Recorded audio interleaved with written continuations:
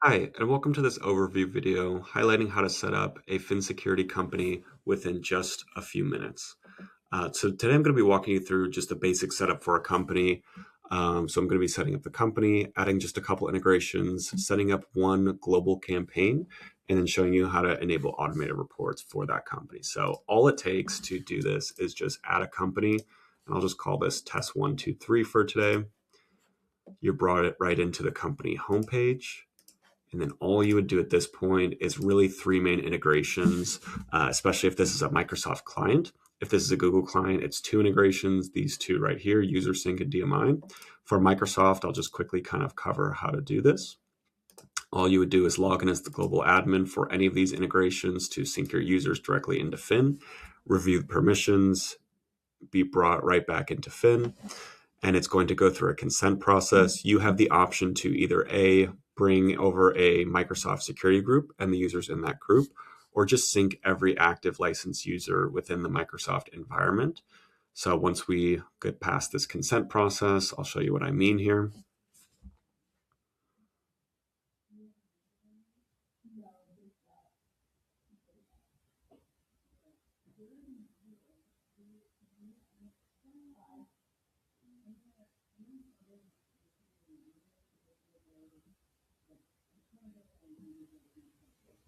So this is the group list. So if I wanted to only bring users from the nested group, I can select the group and only users from that group are brought into Phin. And then if I wanted to bring in all active licensed users, like I said earlier, I would just skip that step, come to the staging environment, and then it would show me all of the active licensed users that were found in this environment. And then we will sync users on a 4-time syncing window per day. So if you add a user, delete a user, we will see those changes reflected on a 6-hour syncing window daily. So if you wanted to sleep any particular users, you can do that here. So I slept that user.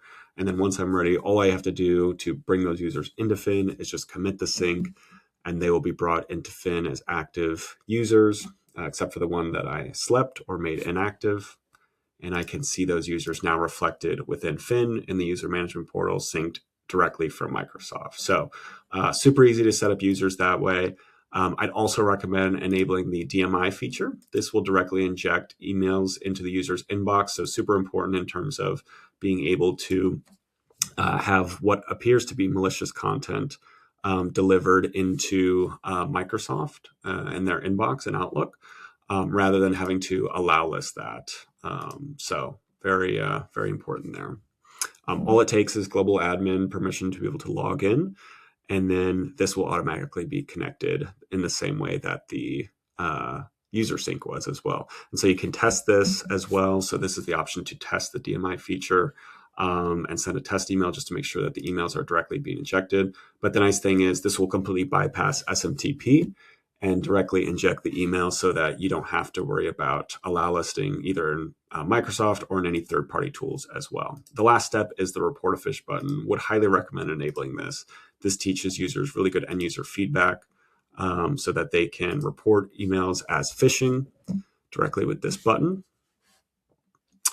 And so all you would need to do is make the connection like I just did. Once you do that, then it's just a matter of downloading this XML file and uploading it into the Microsoft Admin Center. You would then, you can see the instructions of how to do that here. Once this completes, I'll be able to close out of this. But this would be kind of the process is to upload it as a custom app. So this is actually separate from the Outlook report phishing button. And this is exactly the icon that will appear for users in their ribbon, and they can use it to report emails as phishing. So this is the current report a phish feature. It's connected. You do have some triaging options for the non-Phin emails that get reported. We have a Defender integration that you could utilize. You can send them to a support inbox. I'd also recommend including Finbox IQ. This is a feature that we can actually do the triaging for you in terms of scanning URLs, header checks, AI sentiment analysis to tell you if this is actually a phishing email, and then also blocking and deleting across multiple companies in Phin. So now that you've done that, the integrations are done. You have users added, you have allow listing done via the DMI feature, and then the report a phish feature is already enabled. All you would have to do at this point is create a global campaign. You can create a campaign specific to one company, but let's just make this easy and do a global training campaign as an example.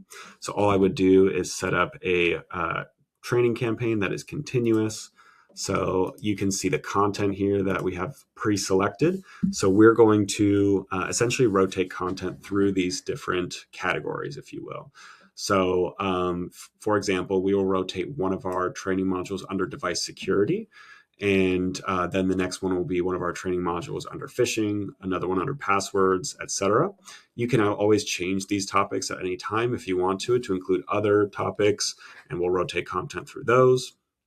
You can also change the style in terms of animated, live action, mixed media, format, languages, providers, and duration. The nice thing about our content, 90% of it is 5 minutes or less, followed by a couple of questions. So very, very short, very to the point. And then you also have the option to schedule it as well. So you can set a first training date and then a regular cadence after that. So you can have it repeat every week if you choose to do so, starting on, let's say, the 4th of March. And you can see based on that, that's when this will go out. You can confirm the changes, launch, and then at this point, the campaign is created. All you'd have to do is just enroll the relevant companies into this. So a really nice workflow is that once this is created and you want to apply this to multiple companies, you can do so very easily just by selecting the companies that should be enrolled in this. And then you're done. And then they'll get this on March 4th, just like I said at the beginning. And you don't need to set up any other campaigns for training. And then you can do the same thing for phishing as well. And I'll just kind of quickly run through that. So continuous, same kind of concept here. You can check some of these categories on and include any of the ones that you want. I'll just include all of them for the example here. And then you can set the schedule and same kind of concept. Difference being we will send phishing emails over a phishing window to different users at different times to make it more authentic.